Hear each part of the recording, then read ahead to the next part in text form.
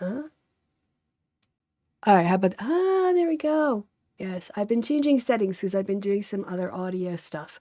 And as a consequence, my system got changed up a bit. And so let me, before we go any further, check that yes, I think it is, let's find out. Let's do, so yes, sorry about this. I didn't think to check this before we started. But we're going to be finishing up today with the last part of the evolutionary theory of patriarchy. Hopefully we can get to the end and everyone can hear things. And then I'll be ideally, that was really loud. So let me back up my mic a bit. All right, there we go. That should be a little bit better. Okay. So the idea after this is I want to do a Toonly cartoon summarizing these findings because I honestly find this article really helpful and I feel like a lot of people would benefit from understanding the framework, even if some of the assumptions are dated, such as the hunter-gatherer thing being overplayed, or, and I think it's a valid criticism that by reducing everything down to reproduction, you really marginalize and make invisible non-heterosexual relationships in human interactions because we don't have a role model for those as much as we do for sexual competition and reproduction. So there are limitations. There are outdated ideas. However, I think that overall, the general plan, the general thesis, looking at the way that violence is coordinated, is organized, and is deliberate against, for we have like sort of certain types of males against other males and all females, animals, we can start to understand that as a species, we inherited an abusive, unhealthy, violence-based social structure to guide interactions between men and women. By reproducing that, actually human males not only reproduced those oppressive and abusive behaviors, but also they added to them and institutionalized them and solidified them in a way to preserve their power and also, importantly, to normalize violence, especially sexual types of violence against women. And even in the case of the Jewish text and the following subsequent monotheistic religions, denying the humanity of male victims of sexual violence. So we're going to continue on today then with the last bit of this article.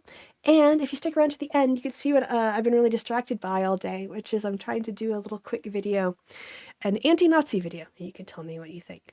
But let's go ahead and start off today by looking at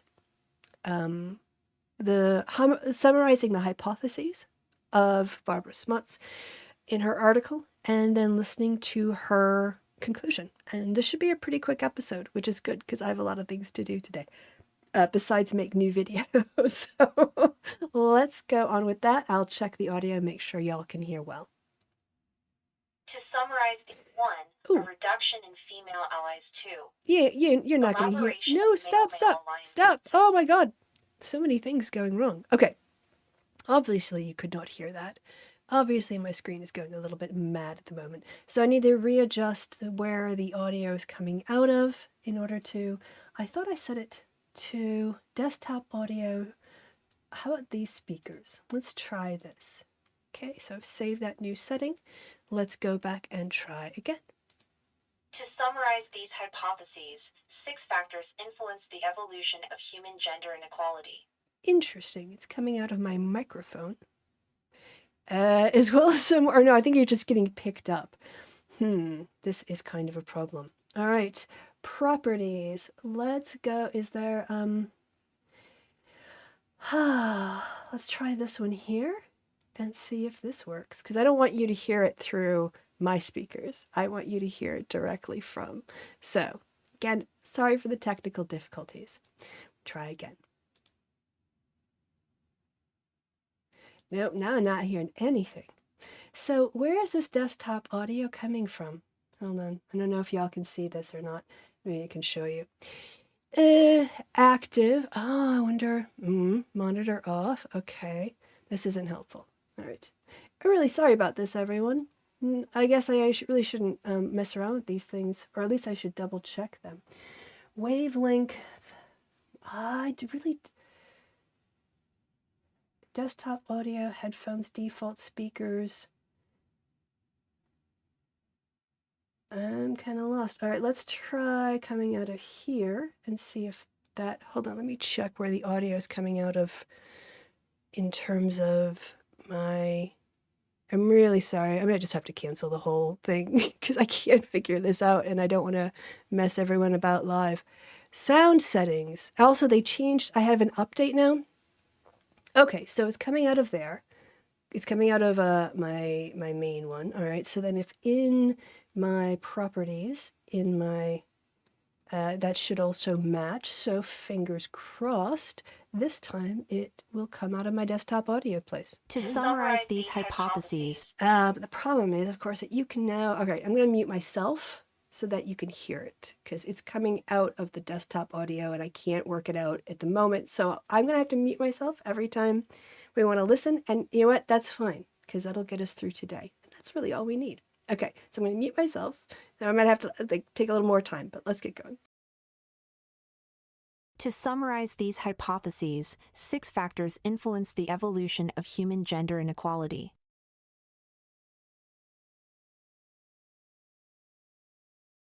One, a reduction in female allies. 2. Elaboration of male-male alliances. 3. Increased male control over resources. 4. Increased hierarchy formation among men. 5. Female strategies that reinforce male control over females. 6. The evolution of language and its power to create ideology. This analysis suggests that patriarchy is a product of reproductive strategies typically shown by male and, to a lesser extent, female primates, which in humans have undergone unusually effective elaboration. The roots of patriarchy lie in our prehuman past, but many of the forms it takes reflect uniquely human behaviors. The future of patriarchy. This evolutionary analysis does not imply that patriarchy is inevitable, because humans have evolved the capacity to express a wide range of possible behaviors. Does this analysis imply that our species is doomed to a patriarchal future? I believe that the answer is no, for the following reasons. In this article, I have tried to imagine how our ancestors made the journey from a pre-hominid, ape-like ancestor characterized by limited and specific forms of male control over females to the modern human condition in which most, if not all, societies are characterized by pervasive male dominance. Because my goal was a general account of this long journey, I have, for heuristic reasons, described hypothesized trends in hominid and human social evolution as if they represented a single, smooth, linear trajectory. From what we know about both humans and other animals, however, this scenario must entail a rather serious oversimplification. In recent years, behavioral ecologists have demonstrated that animal societies vary in response to differences in resource base and demography. Because of evolved capacities to respond flexibly to environmental variation, the same, or very closely related, species living in different habitats may show dramatic differences in social relationships. 6. Clearly, the capacity to modify behavior facultatively depending on context reaches its apex in humans, who show a greater range of variation in social relationships than any other animal. Thus, the trends that I hypothesized above would, at any point in time, more accurately describe the midpoint of a broad distribution of social characteristics rather than a universal, or even typical, pattern. Clearly, humans did evolve social proclivities that distinguish us from other primates, so we must be able to speak of general trends in human social evolution, such as those hypothesized above. At the same time, we must balance this general point with the counterpoint of continuous and significant social variation. This emphasis on variation is consistent with the tremendous range of behavioral patterns exhibited by modern, small-scale societies. Consider, for example, 2 very different human societies, the Yanomamo Indians of the Amazon forest and the aka Pygmies of Central Africa. Among the Yanomamo, lethal fighting between men and violent coercion of women are commonplace. At the other extreme, among the aka pygmies, violence between men and women is very rare. In fact, after 15 years of fieldwork, Hewlett reports never having seen a man strike a woman. Yanomamo men try to obtain several wives and are rarely involved in childcare. AKA men typically marry monogamously and show more involvement in child-rearing than men in any other human society. These two cultures illustrate the range of possible male reproductive strategies that can develop in the human species. All right, so I just wanted to take a pause here because, as I said, because of where the audio is coming out of, it's kind of difficult for me to, I have to mute myself, so that means longer stretches. I'll also try to muck about here in the background and try to reorganize the information so that it comes out of my headphones, and then I can also reflect that in this so I don't have to mute myself. But this is, I mean, I think the comparison extends from strategies based on violence and oppression and abuse, shall we say, from our genetic cousins to our fellow human beings. Patriarchy is not inevitable. Male violence is a choice that a society can encourage or discourage depending on what the norms of that society are. And so, when people make appeals to men on average being physically larger than women, as if that's a justification for violence, sexual violence, and oppression, it just isn't. Like animals, some monkeys, some primates, show a higher moral degree of respect for one another than humans do. Now, we can't know what's in their minds because they're animals. They don't have language. We don't know the extent to which concepts and abstractions are even possible, but we can look at their behaviors. And their behaviors are morally superior to some of our intellectually superior brothers and sisters, as it were, genetically. And I think that this is why I really want to elevate this study, because it feels like a lot of those biological essentialists who are convinced that men are inherently predators need to be proven wrong to their faces. And I think this is the article that does it. All right. Fingers crossed that this will now come out of the place it's meant to. I've been talking and working audio in the background, so fingers crossed. Let's see how it goes. There is no evidence to indicate. It worked. It worked. I got it to work. So, AKA men typically marry. Let's go back one sentence. And I think I need to pull this back now. The audio is a little bit brighter, shall we say, than it was before. These two cultures illustrate the range of possible male reproductive strategies that can develop in the human species. There is no evidence to indicate that Yanomamo and AKA men behave differently because of different genes. True. At the proximate level, these differences must result from the very different experiences boys and girls have growing up in the... And the different expectations of behavior as well. I mean, you can talk about childhood socialization and look up, but it's not just experiences, it is attitudes and expectations.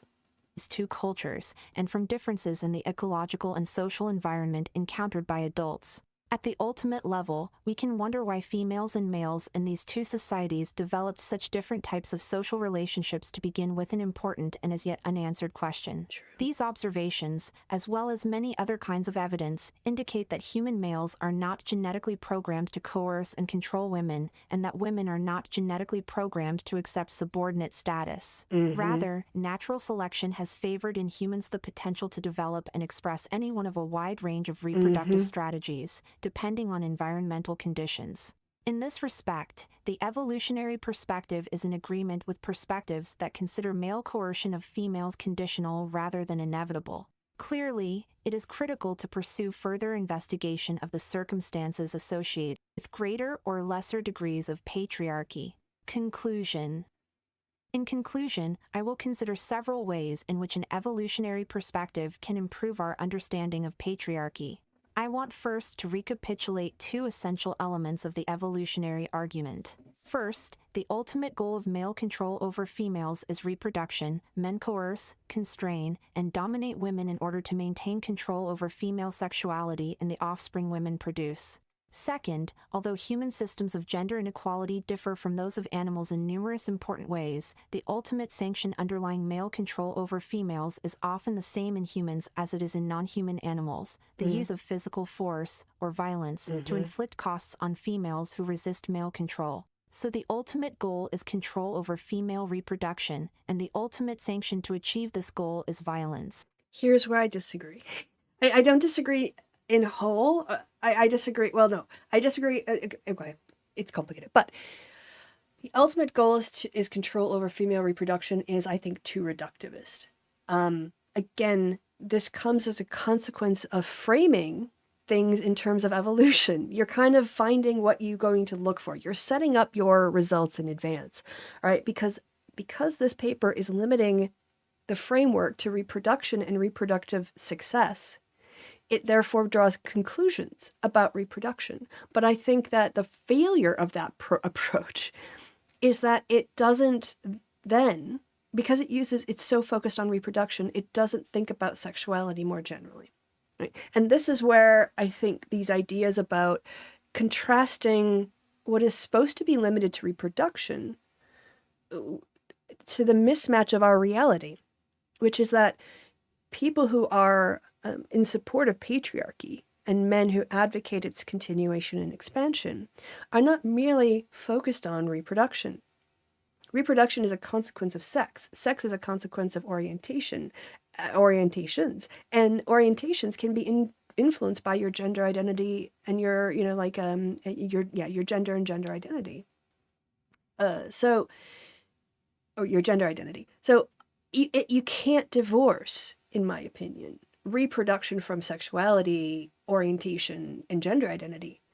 And as a consequence, if you want to control reproduction, you have to control everything around it.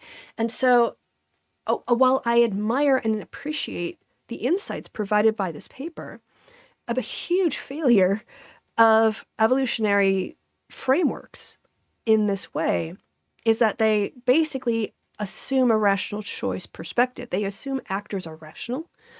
They assume that everyone has sort of like the same cost-benefit analysis, and that rational decisions are going to be made collectively. And then once you explain that, that's the model. Your model's explaining all of the variance across, you should be able to explain the variance in the species. And with human beings, this is just inadequate. And I think also, as I said before, I think it's super questionable on an animal level as well. The idea that males understand that sex leads to babies and they can tell which one is theirs. There's a whole lot of imputation, a whole lot of anthropomorphic attributions going on here that I just don't buy. Because on the one hand, so I've already explained this before. So I think that all models are wrong, but some are useful. I saw that quote today, and I think that's the case here. I don't think this model is right, in that I don't think it explains 100% of male behavior or female behavior or even the variations. It doesn't explain 100% of why we see different forms of it's not enough. It's a good step, but it's inadequate in and of itself to explain why we see transphobia, why we see homophobia. That cannot be explained because, if anything, men who are having sex with each other are taking themselves out of competition. So why would males shame them and try to get them to have sex with females? It goes completely against, right? So it's not all about reproduction. It goes far beyond that. I think I've made my point. These evolutionary arguments can help to guide analysis of systems of gender inequality. For instance, they suggest that it will be useful to analyze male economic, political, and social power over women not as ends in themselves, but as means to control female sexuality and reproduction. Not just female sexuality, also all sexuality and all acts of sex as well. Evolutionary analysis suggests that whenever we consider any aspect of gender inequality, we need to ask how it affects female sexuality and reproduction in ways that benefit some men at the expense of women and of other men. Also, I guess, is pointed out, it doesn't explain, by the way, this is my diffuser when I normally have my light. This is why I had like some big plastic thing. It's my light diffuser when I have a light on me. We talked a little bit about women who betray other women in order to ally with men. Right? That also can't be explained by reproductive strategies alone. You know, why would you? Yeah, so just saying all you know, some models are not all models are wrong, but some are useful. Okay, getting back to it. Evolutionary analysis is also consistent with the conclusions of many feminists that sexual control and sexual coercion tie at the core of patriarchy, and it explains why this is so. Again, I don't think it's just sexual control and sexual coercion. It's much wider than that. The evolutionary perspective also reminds us that patriarchy is a human manifestation of a sexual dynamic that is played out over and over again, in many different ways, in other animals. Investigation of this sexual dynamic in other species can help us to understand gender-quality in our own species. For example, analysis of variation in female vulnerability to male sexual coercion in non-human primates draws our attention to variables such as female dispersal and the degree of male-male cooperation, which may also help to explain variation in gender inequality among humans. Finally, discussion of the 6 hypothesized factors that led to the evolution of gender inequality in humans points directly to the essential counter-strategies that women must develop in order to reduce gender inequality. The first 2 factors, weak female-female coalitions and strong male-male alliances, point to the importance of female political solidarity, aimed at the creation of strong institutionalized protection of women from male violence and other forms of domination. And again, this is where I just have to go, no, you're buying into the false gender binary, right? Because what I think feminists need to be focused on is taking stances against violence, not just say violence. Oh, somebody's getting ads, I guess. Not just violence against women. I think we have to look at the normalization of violence against people who are gay, people who are trans, and any other sort of like consenting adults engaging in sexual behaviors that a certain group want to control from the outside. So just pointing out what I said before, the importance of rejecting the false gender binary, because it eliminates and makes invisible so many other victims of patriarchy. The third factor, male control over resources, points to the importance of economic opportunities for women and of legal protection of women's property rights. The fourth factor, hierarchical relationships among men, emphasizes the need for women to support economic and political changes that will reduce inequality among men. The fifth factor, female complicity with patriarchy, stresses the need to identify and change behaviors by women that contribute to patriarchy. You know, again,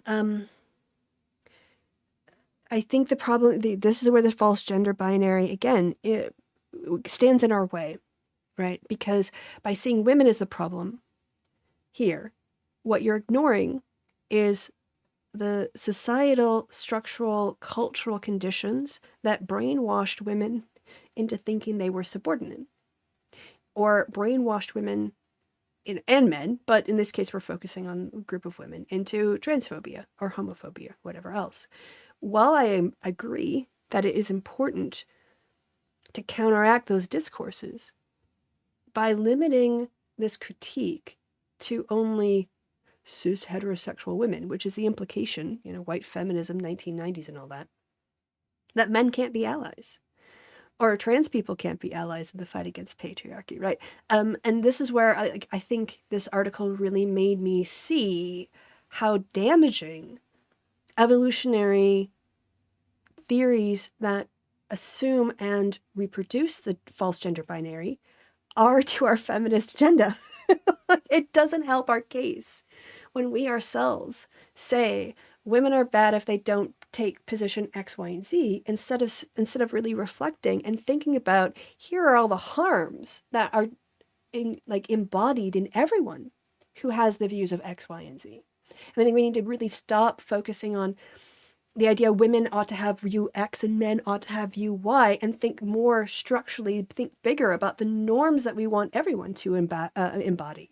What are the ones that are healthy for society? If you want a meritocracy, patriarchy does not help with that. If anything, patriarchy is a massive stumbling block to that. So I think that we can have discourses and discussions and critiques that rise above the false gender binary and lead a way forward to helping us move beyond it.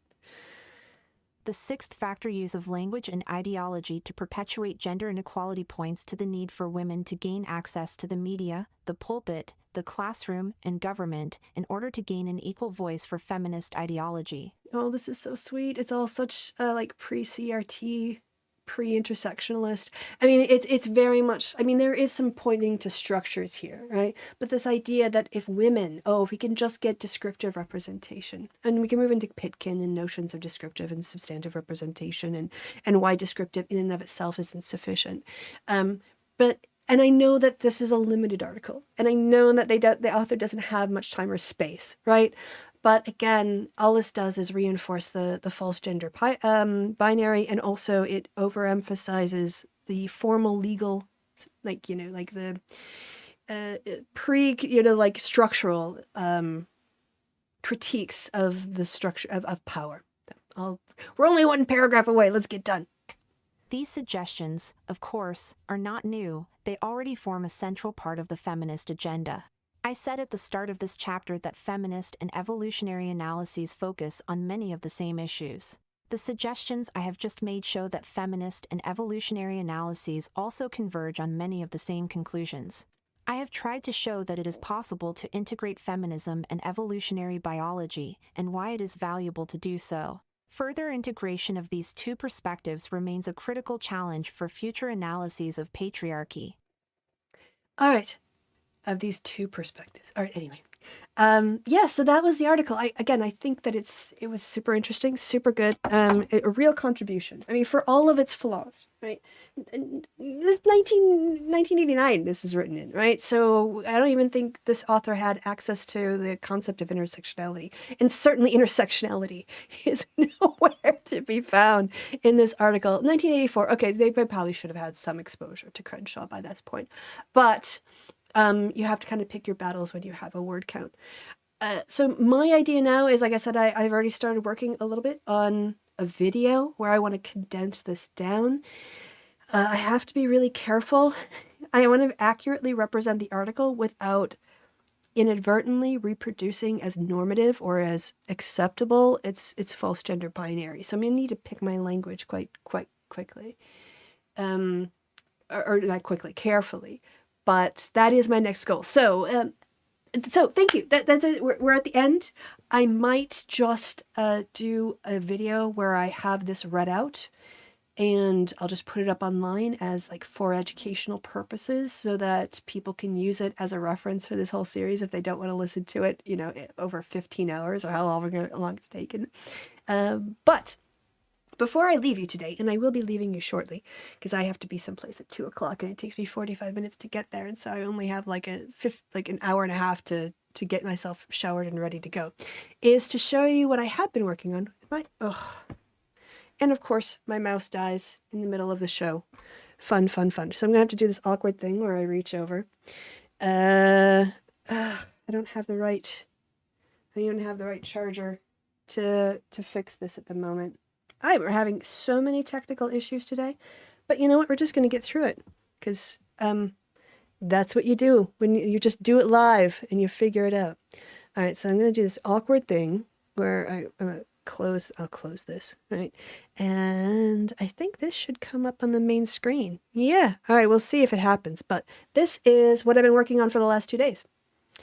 I read this story off of a Reddit board probably a year ago, and it's just stuck with me in my head for the longest time. It's not even a new piece. I think it's a couple of years old. But I've taken the audio and I've used AI voices or speech to text or text to speech is actually the one. Text to speech software in order to create the voices behind it. Then I took my Toonly software, which I have purchased ages ago, and the idea is to make like a YouTube short. I will say that this is a little bit longer and fluffier and fatter than the end product will be because I've left myself like a lot of spacing in between the dialogue in case something goes wrong or whatever else I need to change things around. But this is the current working version. You guys get a preview. And then I will hopefully have this up as a video short on my channel in the next couple days. We'll see how it goes. All right, here we go. Eh? Kicking a Nazi out as soon as they walk in.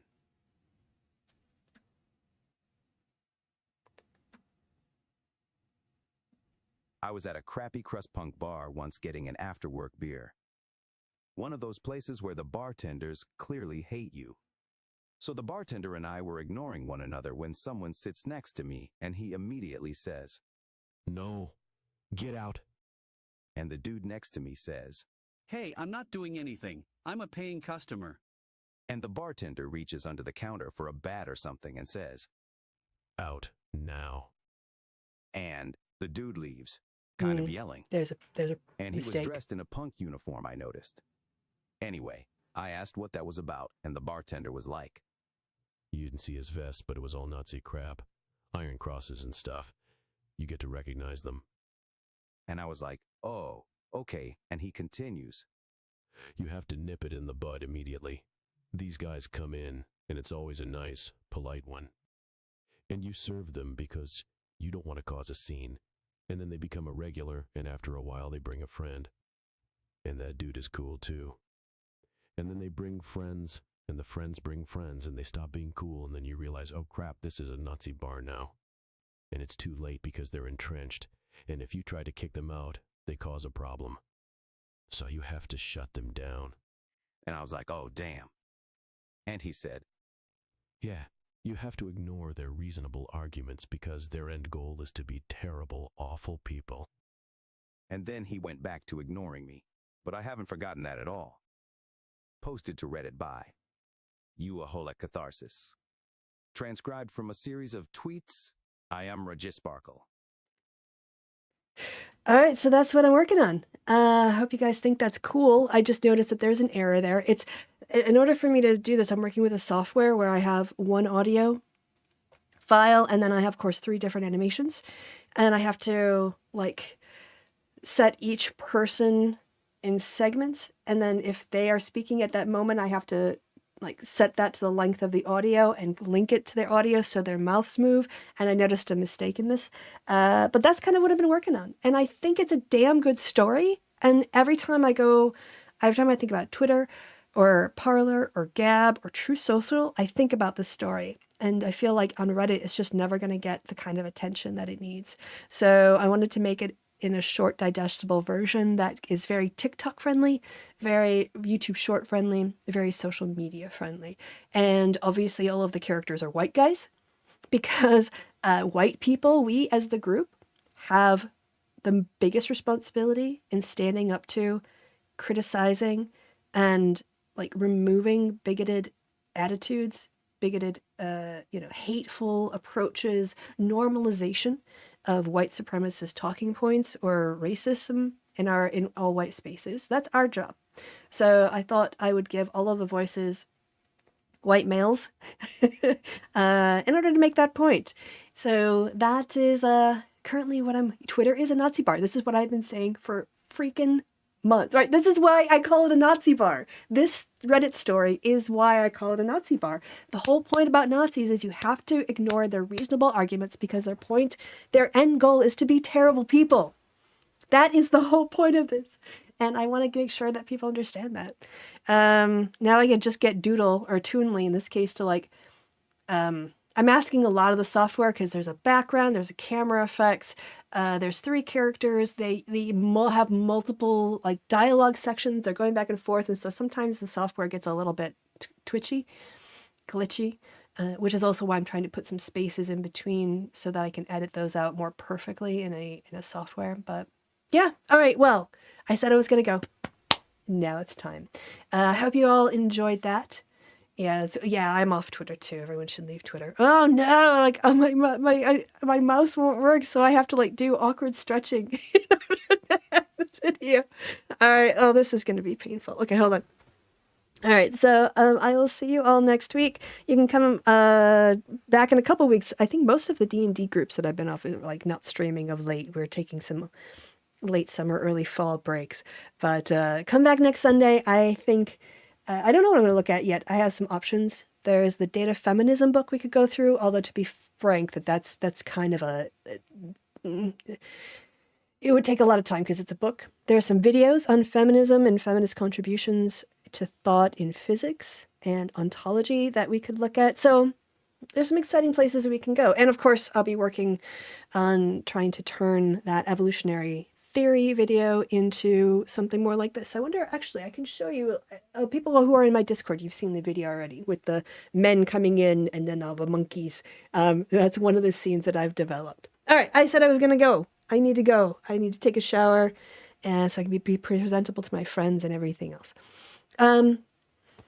Yes. Yeah, it's always good to see you, Flint. Thank you, Corey. Thank you, Bart. Thank you, everyone else in the chat whose name I didn't say. Go up. I can't see anymore. Scribby, thank you as well. All right. Until next time, I have been Kristi. You've been awesome. Have a great time. Thank you for your time and attention. And have a great good morning or good afternoon or good evening, wherever it is, whenever it is you are. Bye-bye.